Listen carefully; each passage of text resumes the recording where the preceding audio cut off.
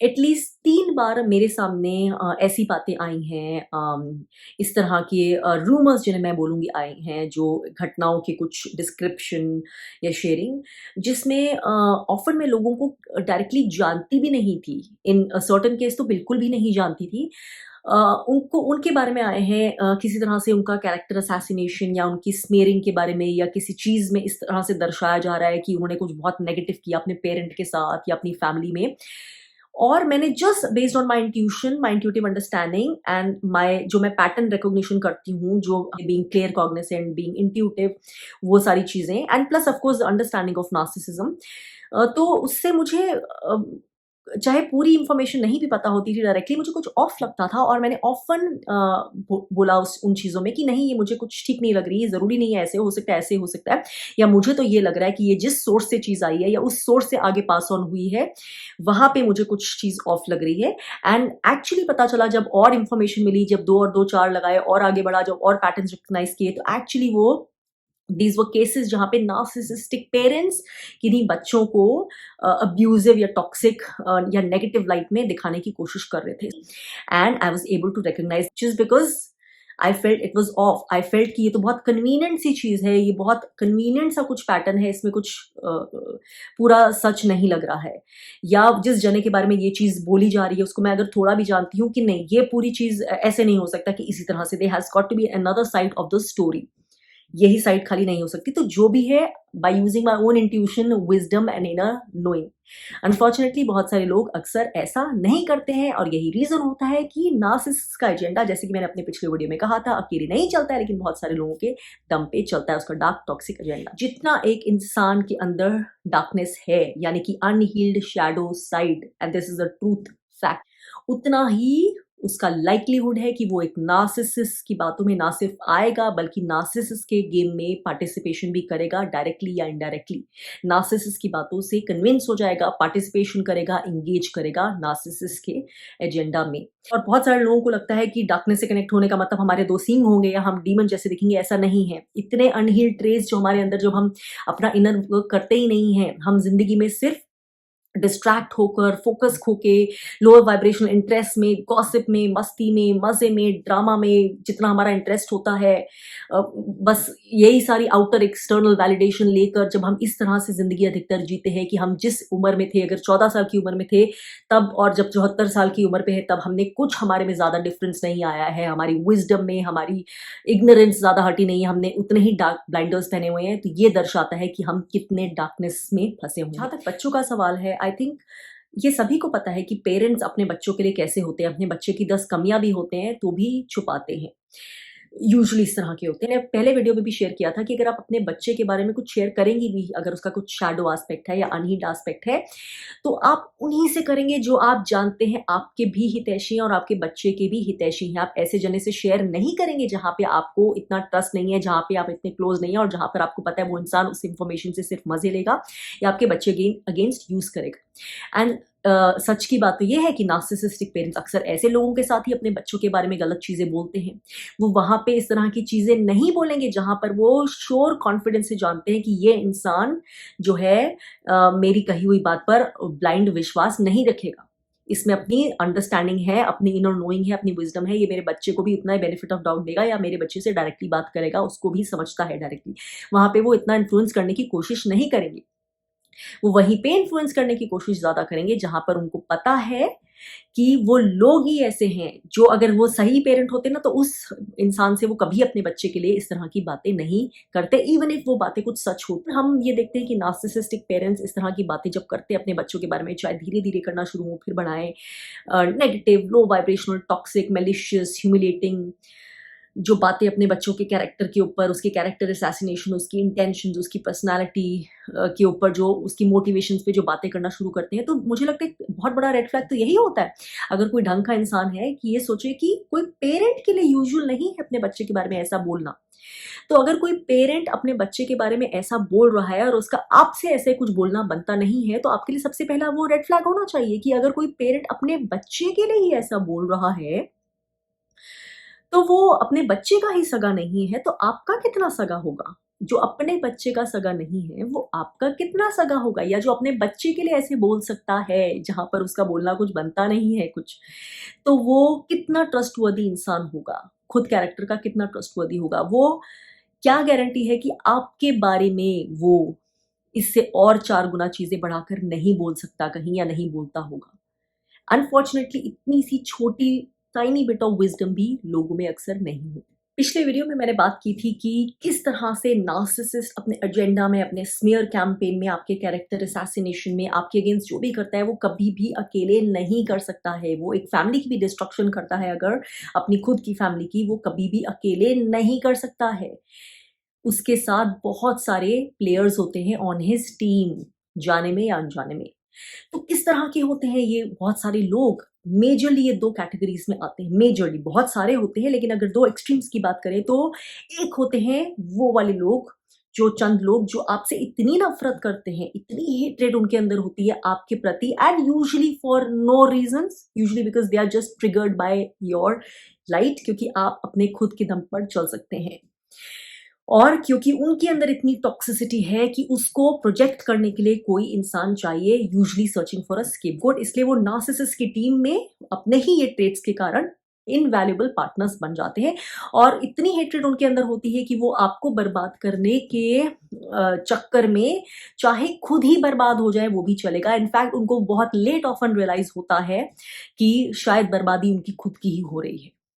और दूसरे तरह के लोग होते हैं जो अटरली फूलिश किस्म के जो इंसान होते हैं ना, बिल्कुल अटरली बेवकूफ, अकल पे ताले पड़े होते हैं, जिनका खुद कुछ डायरेक्टली लेना देना नहीं है, बिकॉज उनकी इतनी लो सेल्फ वर्थ है, उनके अंदर इतनी जो बुद्धि की कमी है, ट्रूथ की कमी है, इतना लैक है, अटरली इतनी लो वाइब्रेशनल एनर्जी को सक करके वो अपने आप को बड़ा करते हैं कि उनको नार्सिसिस्ट के कहे हुए जो utterly fake toxic drama creating शब्द होते हैं इतने सेडक्टिव लगते हैं, इतने ल्योरिंग लगते हैं, इतने एंगेजिंग लगते हैं, जहाँ कोई ढंग के इंसान की एनर्जी फील्ड वो चीज़ों से रिपेल होगी, नार्सिसिस्ट की एनर्जी से, उनकी बातों से। इन लोगों को नार्सिसिस्ट के फील्ड में उनकी बातों में बहुत मज़ा आता है, बहुत-बहुत देर तक गप्पे मार सकते हैं। और नार्सिसिस्ट इनके जो नॉन एग्जिस्टेंट सेल्फ को शायद इतना बढ़ा देता है, लव बॉम्बिंग कर करके इनको इतना छज्जे पे चढ़ा देता है कि वो उतना जो नहीं है, अपने आप को नहीं समझते थे, वो अपनी आँखों में उतने बड़े हो जाते हैं। इसलिए नार्सिसिस्ट अगेन उनके लिए वो रिसोर्स हो जाता है जो उनको इतना बढ़ाता है, उनको इतना अप्रिशिएटेड फील करवाता है, उनको इतना राजा की तरह फील करवाता है कि उसकी बात तो सुननी ही सुननी है। वो अपने जाने अनजान में चाहे लग भी रहा हो कि इसमें कुछ गलत है, लेकिन फिर भी वो अपने आप को कन्विंस कर लेंगे कि जो वो बातें बोल रहा है वो सही है, और उसके एजेंडा में टीम प्लेयर्स बन जाते हैं। तो ये 2 एक्सट्रीम तरह के लोग होते हैं। इसके बीच में ऑब्वियसली बहुत तरह के लोग होते हैं। कितना वो नार्सिसिस्ट से इन्फ्लुएंस होते हैं, अब ये जताता है उनकी खुद की अंदर कितनी लाइट है या कितनी डार्कनेस है। क्योंकि ये जो एक नार्सिसिस्ट नाम का फोर्स होता है ना, एक ये जो डार्क डिमोनिकल फोर्स, ये एक कैटलिस्ट होता है हमारी कॉन्शियसनेस पे, in this fight of the darkness against light या लाइट अगेंस्ट डार्कनेस। जो जहां पे एक फोर्स होता है जो रिप्रेजेंटेटिव होता है लाइट फोर्स का, वहीं पे जो नार्सिसिस्ट है that's one of the most corrupted dark representation of the dark force. ये फोर्स आता ही इसलिए है कि ये जो मास कॉन्शियसनेस में डीपली डार्क अनहील्ड जो सड़ रही है ना चीजें, जो अनहील्ड शैडो एस्पेक्ट्स हैं जिसको लोग लाइट में नहीं आने देना चाहते, उसको एक्सपोज कर सके। और कैसे एक्सपोज होते हैं? जितने लोग नार्सिसिस्ट के जाल में अपने आप को फंसने देते हैं, पार्टिसिपेशन करने देते हैं, उसके एजेंडा में पार्टिसिपेट करते हैं, वो जताता है कि कितने अनहील्ड एस्पेक्ट्स हैं, कितने करप्टेड एस्पेक्ट्स हैं हमारी कॉन्शियसनेस में, मास कॉन्शियसनेस में। क्योंकि जितने ही ये हील्ड एस्पेक्ट होते हैं वो नार्सिसिस्ट की एनर्जी में एंगेज हो ही नहीं सकते, वो एनर्जी अपने आप रिपेल करेगी उनको।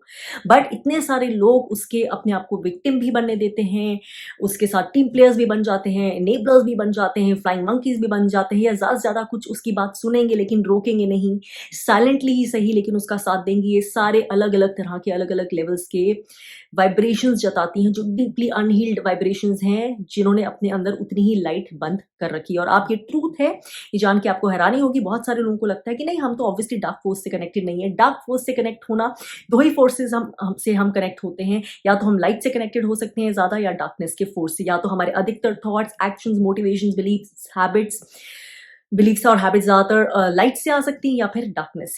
यूजुअली इसी तरह के लोग होते हैं जो नार्सिसिस्ट के लिए इनवैल्यूएबल फोर्सेस होते हैं उसकी टीम में खेलने वाले।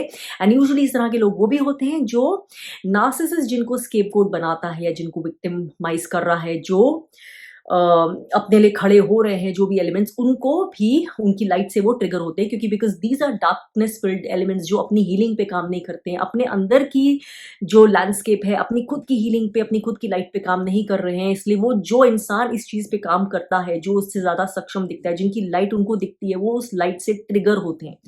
उसकी लाइट इनके लिए और हेट्रेड का कारण बनती है। तो यूजुअली इस तरह के लोग होते हैं। तो नार्सिसिस्ट एक सिर्फ कैटलिस्ट है। He is the catalyst of, he is the representation of that utter darkness, और वो ह्यूमैनिटी में, कॉन्शियसनेस में एक्सपोज करने आता है लोग कितने अनहील्ड स्टेट्स में हैं, कितने डार्कनेस के स्टेट्स में हैं। और जितना वो नार्सिसिस्ट के करीब जो आता है, जितना उससे एंगेज कर देता है, जितना पार्टिसिपेशन करता है उसके साथ में, उतना ही वो ऑब्वियस प्रूफ होता है उसके खुद के अनहील्ड सेल्फ का। बहुत इंटरेस्टिंग, मैंने 4 लाइन्स पढ़ी सुबह कहीं रैंडमली। बहुत एक्स्ट्रॉर्डिनरी नहीं है, यूनिक नहीं है, लेकिन क्योंकि इस वीडियो के लिए बहुत सटीक वो बिल्कुल फिट होती हैं, इसलिए मुझे लगा मैं यहाँ पे शेयर करती हूँ। Gossip dies when it hits a wise person's ears. Rumors are started by haters, carried by fools and believed by idiots. यानी कि जो मैंने आपसे अभी कहा वही, कि हेटर्स होते हैं ज़्यादा, जो हेट्रेड रखते हैं क्योंकि उनके अंदर खुद इतनी डार्कनेस है। They will hate you for no other reason but just because आपकी लाइट है और उनको उनकी डार्कनेस को ट्रिगर करती है। तो हेटर्स हैं इस तरह के। और नार्सिसिस्ट तो आपका सबसे बड़ा आपकी जिंदगी का नार्सिसिस्ट सबसे बड़ा मैड ब्लाइंड हेटर है आपका। तो उसके तरह के भी जो और लोग होते हैं, वो हेटर्स होते हैं, जो र्यूमर्स को शुरू करते हैं और कैरी फॉरवर्ड करते हैं। वो जो फूल किस्म के लोग होते हैं, जो मैंने बताया, जो बिल्कुल ही बेअकल होते हैं, वो उस तरह के लोग। और एंड बिलीव्ड बाय इडियट्स, तो इडियट्स भी बेसिकली ये फूल्स की कैटेगरी में, तो इस तरह के होते हैं। लेकिन जैसे ही कोई र्यूमर, चाहे वो स्मेयर कैंपेन का हो, या आपके अगेंस्ट कैरेक्टर असैसिनेशन हो, या झूठ बोलना आपके अगेंस्ट, जो नार्सिसिस्ट तरह तरह के लोगों में जाके करता है, जैसे ही वो गॉसिप, वो र्यूमर, वो अफवाह किसी भी उस इंसान के कानों तक पहुंचती है, या उससे शेयर होने की चेष्टा करता है नार्सिसिस्ट, जिसमें थोड़ी बुद्धि है, अपनी विजडम है, क्योंकि वो विजडम उसके खुद के अंदर के परखे हुए सच से आ रही है। वो इतनी हील स्टेट में है कि वो परख सकता है नार्सिसिस्ट की एनर्जी। उसको पता है कि यहाँ पे कुछ ऑफ है, एनर्जी ऑफ है, ये सच नहीं लग रहा है। इवन इफ थोड़ा सच लग रहा है, लेकिन पूरी something is of, this can not be true. वहां पे उसको पता होता है, एटलीस्ट इतनी उसमें बुद्धि होती है, कि even if something might be true, this energy is of. अगर ये चीज मुझे बताई जा रही, जिस तरह से बताई जा रही, जिसके बारे में बताई जा रही है, ये अपने आप में एक टॉक्सिक चीज है, नेगेटिव चीज है। मुझे डिसाइड करना है कि मैं इसको कितनी एनर्जी दूंगा या नहीं। तो एक वाइज इंसान हमेशा डिटरमिन कर लेता है कि उसको उस चीज को कितना महत्व देना है, कितना नहीं।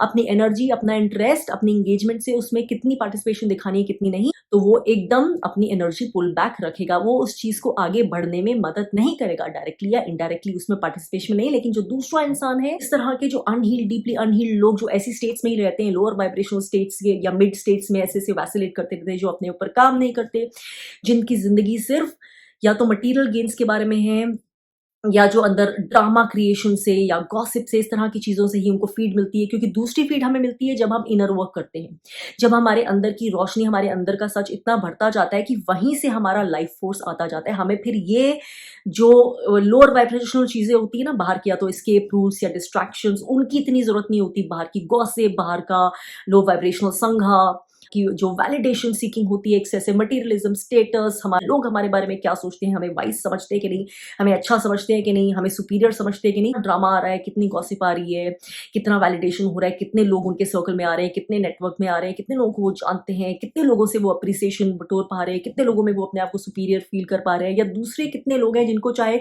गिरा कर ही सही वो अपने आप को बड़ा फील कर पा रहे हैं।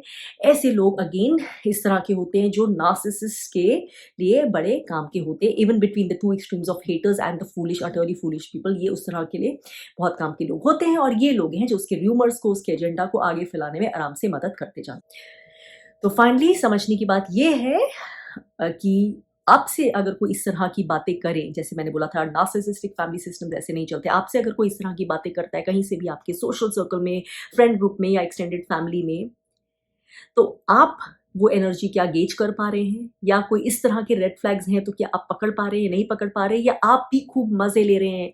ये तो पता चल रहा है ना कि कोई टॉक्सिक जोन में जा रहा है, कोई नेगेटिव जोन में जा रहा है, कोई गॉसिप जोन में जा रहा है। तो आपकी इंगेजमेंट, इंटरेस्ट, पार्टिसिपेशन उसमें कितनी है, ये आपको आपके बारे में बहुत कुछ बताएगी कि इस सोशल मास कॉन्शियसनेस में आप अभी कहाँ खड़े होते हैं।